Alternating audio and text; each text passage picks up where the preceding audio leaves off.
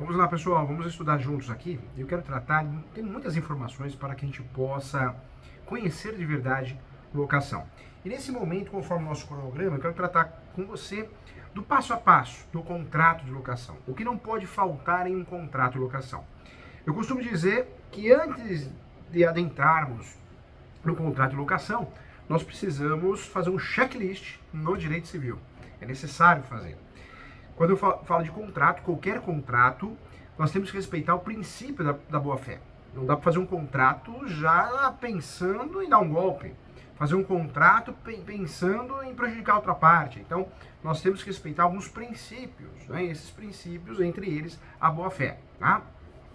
O contrato de locação é um contrato consensual, então eu tenho que ter cláusula para os dois lados, para o locador e para o locatário. Isso também é importante. E eu trago para você também, eu gostaria de falar com você sobre isso, é muito necessário também, quando nós falamos de contratos imobiliários, de contrato de locação é um contrato imobiliário, lembrar da capacidade das partes. Menos que 16 eu tenho uma incapacidade o quê? Absoluta. 16 aos 18 uma incapacidade relativa. Menos 16 eu tenho que ser representado. 16 aos 18 eu tenho que ser assistido. Então, cuidado, muita atenção em relação a isso. Volto a falar para você com muito carinho que o menor pode sim alugar um imóvel. Nós tivemos um caso de um cantor de funk, queria alugar um imóvel de um valor considerável em Alphaville. Era um imóvel cujo aluguel era 18 ou 19 mil, não me recordo agora, mas o proprietário, a imobiliária, não queria autorizar a locação porque era um menor. E foi um erro numa reunião, nós conseguimos explicar e ensinar com muito carinho que pode o menor fazer um contrato de locação, ser inquilino, ser locatário. Basta ser suprimida essa incapacidade. Ou seja, o representante legal assinar com ele. A partir de 16, assina com. Menos 16, assina para.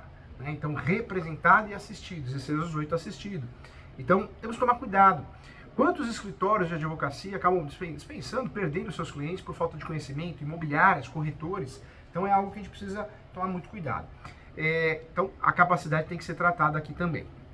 Existe a emancipação. A emancipação, algumas situações me permitem antecipar a capacidade. Concurso público, não aprovação, mas assumir a posse de um concurso público. Autonomia financeira. São as formas legais, né? Eu consigo ser emancipado de forma consensual pelo pai e pela mãe, judicial, porque o pai quer, a mãe não quer e vice-versa, judicialmente acaba declarando, decretando. Então a emancipação também me permite fazer um contrato de locação e nem assistido, nem representado eu tenho que ser, porque eu fui emancipado. Existe a figura da interdição, e na interdição eu trago para você que é muito importante, sim, lembrar que na interdição a pessoa, ele ou ela, perdeu a capacidade de ingressar com uma ação, perdeu a capacidade de ser parte no contrato, porque aquela pessoa passou a ter um representante legal. Então isso também é importante deixar claro, falar sobre isso, porque muitas vezes, né, nós, por falta de conhecimento, nós erramos o título do contrato, o polo, né, do contrato, que eu falo polo, na verdade é a qualificação. Então nós erramos por falta de conhecimento. Então, importante sim fazer esse checklist lá no direito civil, para que possamos refletir e acertar. O contrato de locação bem feito, a elaboração em relação aos requisitos essenciais, eu preciso lembrar sim, primeiramente é algo que eu preciso de fato lembrar. Eu preciso sim tratar do contrato de locação com muito cuidado em relação ao título. Um contrato de locação começa a ser bem elaborado pelo título. O título tem que aparecer instrumento particular, não é público. Posso até fazer um instrumento público, mas na lei do inclinato nós não temos um dispositivo legal que obrigue a fazer público. Então não é comum, não é de costume. É particular, é um instrumento particular. O título é instrumento particular de locação residencial, instrumento particular de locação por temporada, instrumento particular de locação não residencial. Então eu vou trabalhar com um título com base na finalidade. Posso até trabalhar com um título de uma locação mista. Instrumento particular de contrato de locação mista, ou seja, para moradia e para comércio do mesmo imóvel. Depois eu vou trabalhar se o contrato é determinado ou indeterminado. O correto é que seja normalmente determinado. Então, instrumento particular de locação não residencial determinado, por prazo determinado. Depois eu vou trabalhar se tem garantia ou não, com garantia ou sem garantia. Nós vamos conversar a vantagem de fazer um contrato sem garantia. Então, isso eu tenho que fazer no contrato de locação, começar bem Começa pelo título. A qualificação, eu preciso incluir quem é proprietário, quem é possuidor, o locador, proprietário ou possuidor. No polo do contrato, em relação ao inquilino, locatário, eu vou incluir a maior quantidade possível, quem vai morar na residência, quem são os sócios do imóvel, isso é importante também. O ideal é que na qualificação sempre fique locador, locadores, locatários e fiadores, se for o caso, se for de fato a opção escolhida para fazer a locação. Aí eu vou trabalhar com o fiador lá na qualificação do contrato. Depois eu vou para o objeto do contrato, o mais completo possível. Eu posso copiar a matrícula, a descrição da matrícula. Eu posso trazer em relação ao objeto várias informações completas, como rua, CEP, número de contribuinte, número de matrícula. Eu posso e devo trazer essas informações. Depois do objeto, valor do aluguel, forma de pagamento. Depois, vou trabalhar com o período da locação, das garantias, das responsabilidades do fiador, se for o caso do fiador. Posso trabalhar separado ou virar um parágrafo único dentro do título das garantias. Trabalho com disposições gerais, são cláusulas que eu vou criar, a mais, a menos, né? Então, disposições gerais, sempre encerrar de fato com uma cláusula de rescisão. Nós temos que ter uma cláusula de rescisão em todo o contrato e no contrato imobiliário da relação locatícia também é o correto, tá? Então é importante também. Vamos lá, o que eu quero trazer para você? Quando nós falamos de locação, nós falamos de fato de um grande nicho de mercado no direito imobiliário, na advocacia imobiliária, no mundo dos negócios, das transações imobiliárias. Então não pode haver descuido. Um erro pode ser fatal, pode dar nulidade do contrato, pode prejudicar as partes. Tem isso, né? Nós temos um grande número de locações no Brasil e nós não temos tantas ações de despejo pelo grande número de locações que nós temos. É sinal que as imobiliárias, fica aqui um elogio, as imobiliárias, os advogados estão fazendo um serviço de casa bem feito, que é o due diligence. Antes de qualquer transação imobiliária, eu preciso fazer o due diligence na locação, na relação locatícia. Certidão de distribuidor civil, da esfera estadual, da esfera federal, certidões também, não só do distribuidor civil, mas também certidões de distribuidor criminal, protesto, onde resida o futuro inquilino, ou onde está localizado o imóvel. Isso é necessário, isso é importante para a segurança jurídica da transação imobiliária locatícia. Isso também é muito importante. Nós já falamos aqui que o contrato tem que ser assinado por todos, o ideal é que seja assinado sempre pelo locador ou locadores, locatários, sempre por duas testemunhas. Tem fiador, o fiador tem que assinar também. Tem calcionista com bem terceiro, esse calcionista tem que assinar também. Isso é importante também. Vamos lá. Quando nós falamos aqui da lei do inquilinato, eu trago para você que nós temos regras da lei do inquilinato, mas o Código Civil também aparece nesse tipo de contrato. Os contratos de locação, nós temos que observar rigorosamente a Lei 8.245, de 18 de outubro de 91, conhecida como Lei do Inquilinato, e temos que observar as alterações que foram feitas nessa lei, e aí eu trago a Lei 12.112 de 2009. E também, outra lei que também não podemos tirar da cabeça, né, quando falamos em dominar locação, também anote aí, não é só a Lei 12.112 de 2009, mas também a Lei 12.744 de 2012, que define os procedimentos legais para a locação de imóveis urbanos, que funciona como um verdadeiro roteiro, né, para os contratos de aluguel. Inclusive o seu regramento se aplica a edificações com fins residenciais, comerciais, industriais e por temporada, como casas de veraneio, tá bom? Então vamos juntos aqui. Mas há exceções, tá? Há exceções e eu vou explicar isso também. Nós temos as grandes exceções, a mesma lei do inquilinato que determina casos específicos que devem ser regidos pelo Código Civil brasileiro e por leis especiais, são as locações de imóveis de propriedade da União, estados e municípios. Nós até falamos aqui em outro bloco. E das autarquias e fundações públicas também. Vaga de garagem autônoma, então isso também, espaços para estacionamentos de veículos e espaços destinados à publicidade, a parte hotéis, hotéis residenciais ou equiparados. Também falamos aqui do arrendamento mercantil, do leasing em qualquer de suas modalidades. Então, essas espécies de locação, essas relações locatícias serão tratadas no Código Civil. Nós já falamos sobre isso, dando continuidade aqui também. Vamos lá. Não podemos esquecer na elaboração do contrato, em relação aos estudos, né, inclusive das cláusulas contratuais fundamentais e as especialidades a respeito do contrato, e analisando com muito carinho, eu trago para você que também é de suma importância conhecer os direitos e deveres dos locadores e locatários. E isso é muito importante. Em relação à responsabilidade, vou ensinar um jeitinho bem didático para você dominar esse assunto. Responsabilidade pela estrutura do imóvel. É sempre do locador, seja proprietário ou possuidor. Responsabilidade por manutenção é sempre do inquilino, sempre do inquilino. Aí não tem como errar, hein? Sempre do inquilino. Então, muita atenção em relação a isso. Eu trago para você que o perito, quando é convocado a prestar um serviço, entregar um laudo pericial, é isso que ele vai analisar. Ele vai analisar se é responsabilidade por falta de manutenção ou é estrutural. Se for estrutural, é de responsabilidade do locador. Se for um vício do dia a dia, falta de manutenção, é de responsabilidade, sim, do inquilino, tá? Então isso é importante. O que eu trago para você? Isso também é muito importante. Nós temos a Lei do Inquilinato e os artigos 22 e 23 da Lei do Inquilinato trazem as responsabilidades, os direitos e deveres, né? Então, é aí que nós vamos nos basear para fazer um contrato bem feito. Pode ser até copia e cola ali do artigo 22 e 23, porque são as regras que a própria lei impõe.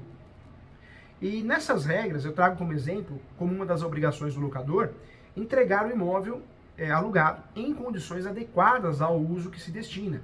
Nesse sentido, posso dizer que o proprietário ou imobiliária deve fornecer ao inquilino, locador, um laudo de vistoria com a descrição minuciosa do estado do imóvel quanto à sua entrega, né? Isso é importante também.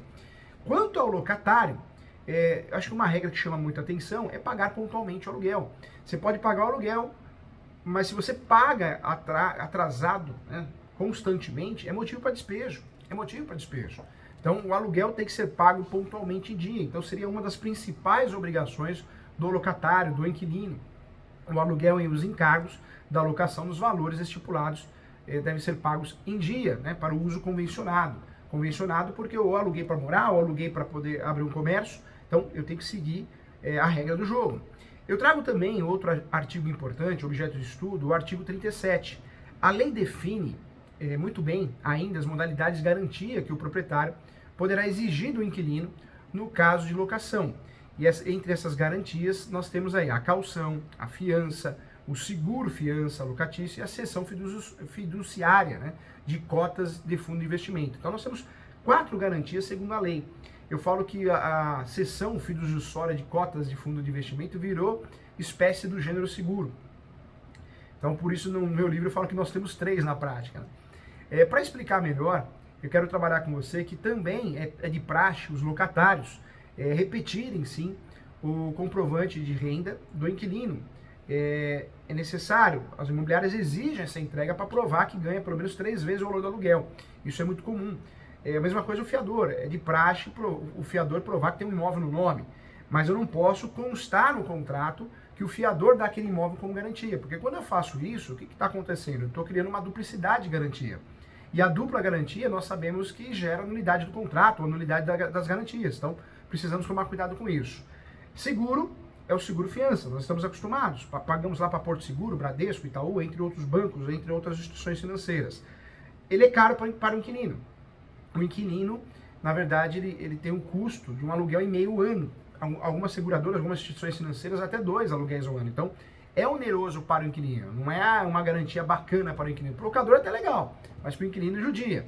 Fiador é garantia pessoal. Eu não posso, fiador, dar um imóvel em garantia, porque se eu sou fiador, eu sou a garantia. Detalhe, esquecemos muitas vezes de orientar os nossos clientes a respeito da possibilidade do fiador ter a sua garantia limitada. Até 3 aluguéis, 5 aluguéis, 5 mil reais. Então, normalmente o fiador assina sem saber, mal orientado, ele poderia ter feito um contrato de locação, sendo fiador, mas limitando essa garantia. E muitas vezes a gente esquece disso, então é importante falar sobre isso também. Eu trago para você a importância também, isso também é necessário, quando eu falo de locação, conhecer a garantia caução, normalmente 3 meses de depósito, 3 meses de aluguel, e eu posso dar um bem imóvel em garantia, um piano, é comum, um bem imóvel em garantia. Quando eu dou um bem imóvel meu em garantia, é caução, não é fiador. A caução pode ser com um bem meu, inquilino, ou com um bem de terceiro.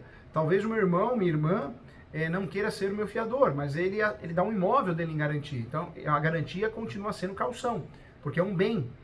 Quando eu dou um bem imóvel, é caução, é o nome da garantia. Fiador é o CPF, eu falo, né? Garantia obrigacional. Então, cuidado com isso. É muito importante conversar também sobre isso para que a gente não erre. É muito comum no Brasil fazer um contrato de locação sem garantia. E muita gente vai falar, professor Júlio, fazer um contrato de locação é uma fria, sem garantia. Não é não. Porque a segurança no contrato de locação, ela aparece aonde? Ela aparece justamente, gente, isso é a realidade, hein? Ela aparece no due diligence. É o due diligence que vai dar garantia à transação imobiliária locatícia, ou compra e venda, ou qualquer outra. O due diligence é a pesquisa, eu vou conhecer quem que é o inquilino, e é isso que vai dar garantia.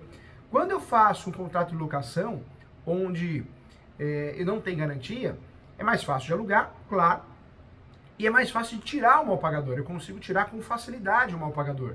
Porque o mal pagador, ele na verdade, quando ele não paga, cabe despejo ao locador, e o locador fazendo o despejo, nós conseguimos fazer uma ação sem calcionar. Aqueles 3 meses de depósito para pedir uma liminar, para desocupar, quando não tem garantia, eu não preciso calcionar nada e posso pedir a liminar.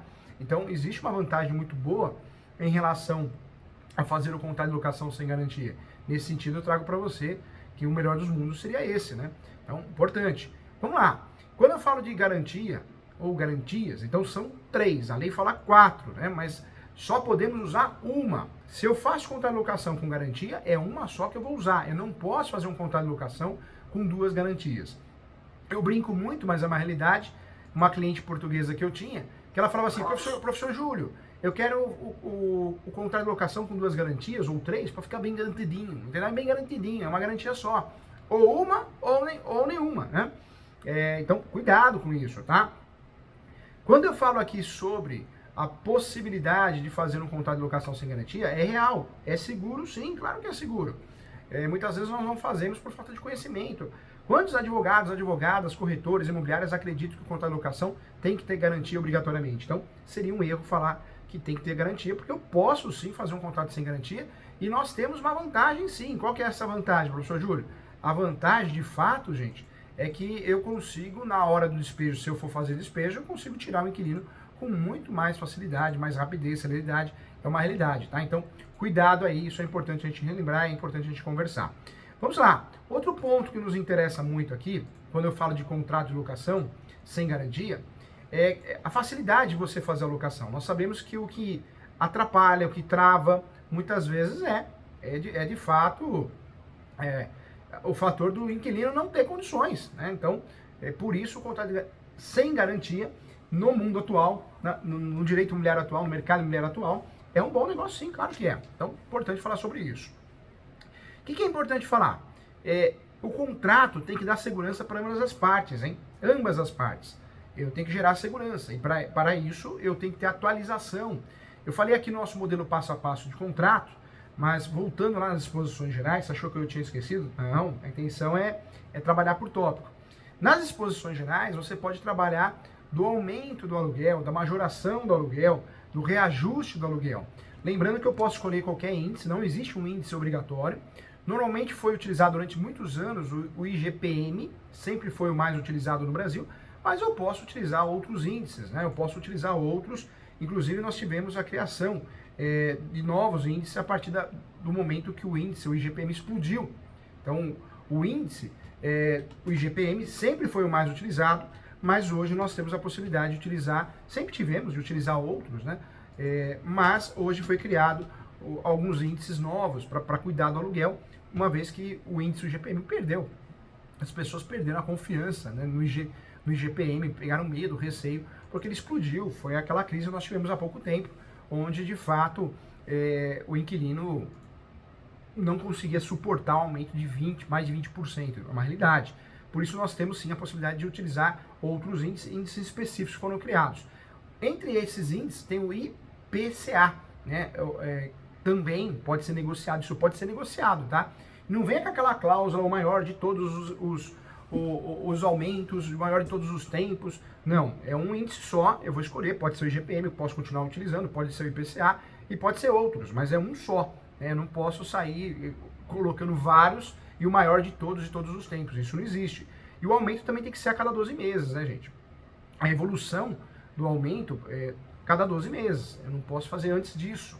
A partir do momento que eu faça um reajuste com um tempo inferior a 12 meses, eu caio, de fato, numa situação onde eu estou cometendo uma abusividade. Então, preciso tomar cuidado com isso, tá? Muita atenção em relação a isso. Vamos lá, o que eu quero trazer para você de importante também em relação ao reajuste? É muito comum a cobrança de luvas. E cuidado, porque cobrança de luva no Brasil, na alocação pode, no começo da alocação, então eu faço uma alocação de um imóvel, cobro 100 mil reais, 200 mil reais. Mas na renovação essa luva não pode ser cobrada, hein? Então muito cuidado em relação a isso. A luva não pode ser cobrada. Em relação ao reajuste ainda, eu sempre vou pegar o valor do reajuste do mês e vou fazer vezes o aluguel pago. Então eu vou fazer a alocação, cada ano eu vou fazer sobre o último valor pago. Eu não vou fazer do valor do início do contrato, tá? Então, importante também, é um cálculo muito simples, né? De vezes você chega ao resultado do aumento. Então, é um simples cálculo, né? Atualmente, gente, nós temos também, eu tinha falado do IPCA, mas não podemos esquecer do IVAR, né? O IVAR também é um índice importante, é um índice que nós devemos conhecer. O IGPM sempre foi utilizado, né? Sempre foi o mais utilizado. Algumas pessoas tentaram utilizar outros, né? Mas o IGPM sempre foi. Com o que aconteceu no passado, perdeu confiança. Então nós temos o IVAR. O IVAR, o mais recente, é o Índice de Variação de Aluguéis Residenciais, foi desenvolvido pela FGV em parceria com administradoras de imóveis para coletar os preços de locação de contratos novos, reajustados e renegociados. A promessa, né, na criação desse índice é de que o índice represente números mais fiéis, né, ao que apareceu ultimamente no mercado com o IGPM. Então não é obrigatório usar o IVAR, mas atualmente é o mais indicado, né? Se amanhã ou depois vai explodir, né, vai acontecer algo diferente, não sei, mas que hoje atualmente é o mais indicado. Então vou fazer um paralelo aqui, vou fazer o IGPM e o IPCA. Né? O IGPM é o Índice Geral de Preços do Mercado ou Inflação do Aluguel, e é o Índice de Preços ao Consumidor Amplo, o IPCA. Nós temos aqui, o mais utilizado dentro do mercado imobiliário sempre foi o IGPM. Continua, porque os contratos são antigos, as pessoas não atualizam, usam muito copia e cola. Esse índice, o IGPM, ficou claro a partir do momento do que aconteceu, ele explodiu. Quem é inquilino sabe o que eu estou falando. Ele é extremamente suscetível, né, à variação cambial. Então existe uma possibilidade de altos reajustes inesperados. E a sua inconsistência pode prejudicar gradativamente ou repetidamente proprietários e locatários, porque não é só o locatário, o locador também, que vai deixar de receber o aluguel. Então, por isso se tornou um índice desatualizado. Quem quer usar ou continua usando copia e cola, cuidado, hein? O melhor é você passar para o IVAR ou, né, uma outra opção boa, muito utilizada, é o IPCA. Por quê? Ele é calculado pelo IBGE, o IPCA, estou falando, hein? Ele é considerado o custo de vida de famílias de 1 até 40 salários mínimos, e as variações muito mais controladas e menos agressivas ao mercado, e é o índice escolhido para o reajuste de aluguel, inclusive em algumas empresas conhecidas aí como Quinto Andar, entre outras também, tá bom? Então fica a dica aqui, é mais seguro usar o IPCA ou IVAR, que foi criado justamente para isso. Então fica a dica do professor Júlio aqui também para você. Vamos lá, o grande objetivo também da locação, do contrato de locação, é gerar segurança, porque existem regras que devem ser cumpridas. Muitas vezes o locador não quer que pinta a parede verde, vai um inquilino e pinta. Então, isso também tem que aparecer nas exposições gerais, isso também é necessário, isso também é útil, isso também gera confiança. Lembrando que nós precisamos conhecer os meios digitais. Então, hoje é muito importante, você pode fazer a assinatura de um contrato de locação, muitas imobiliárias utilizam desse formato, você assina pelo celular mesmo o contrato. Com base na lei do inquilinato, então nós temos vários regramentos importantes no contrato de locação e não pode faltar. A qualificação das partes e fiadores, dos contratantes, locador e locatário, fiador se for o caso, sempre nome completo, RG, CPF, estado civil, profissão, endereço completo com CEP. Não pode faltar nesse contrato de locação a cláusula do objeto, que trata do imóvel, né, e descreve todas as particularidades, finalidades, locação e medidas. A forma de pagamento do aluguel, nunca em moeda estrangeira, nunca baseado com base de salário mínimo. Valores de multa, juros, correção monetária, a garantia escolhida, lembrando que eu posso fazer sem garantia, e se eu escolhi uma garantia, uma só, o prazo de duração e renovação, normalmente automática, se vai ter ou não, o local para o ajuizamento da ação, que é o foro de eleição, eu posso incluir no contrato de locação e devo, responsabilidade pelo seguro de incêndio, taxas comunais, despesas acessórias, lembrando que é obrigação do locador, salvo se isso for estipulado no contrato, passa a ser do inquilino. E o laudo de vistoria, sempre fazer o laudo de vistoria inicial e final. Nós já conversamos aqui que carta de reajuste tem que ser enviada, pelo menos 30 dias antes, tem que prevalecer o bom senso, né? Ah, eu posso visitar o imóvel a hora que eu quero fazer uma vistoria que o imóvel é meu. Não, tem que agendar antes. Talvez, se é um imóvel residencial, um dia de semana, né? Então, a gente precisa ter bom senso, a verdade é essa. É muito importante, gente, no laudo de vistoria inicial e final, fazer um laudo, né? Um laudo de vistoria, como o próprio nome diz. O laudo de vistoria deve ser feito por alguém experiente, um corretor, corretora, em manutenção predial. E aí eu preciso analisar a limpeza do local, pintura, revestimento, se existe cerâmica, né? Porcelanato, detectar vazamentos e falhas estruturais, condição do imóvel, objetos que integram bem, instalações também hidráulicas nas pias, ralos, descargas e outros, instalações elétricas nas tomadas, interruptores, quadro de luz e fiação, chaves e controles de garagem, peças que podem estar faltando também, como lâmpadas também, eletrodomésticos, o jardim, a manutenção do jardim predial, telhado, a parte estrutural, tudo isso eu tenho que analisar e tem que aparecer no laudo de vistoria, é muito importante, tá? Faz muita diferença eu ter uma garantia no contrato de locação, uma só, bem estipulada, bem clara, ou fazer um contrato sem garantia, eu ter um auto de vistoria bem feito, tudo isso gera credibilidade para a transação imobiliária, tá bom? Legal, falamos muito aqui sobre os requisitos essenciais da locação, das cláusulas contratuais e fundamentais e suas especificações, e fizemos uma análise de modelos de contrato, elaboração do contrato também, passo a passo, para você ter uma ideia, tá bom?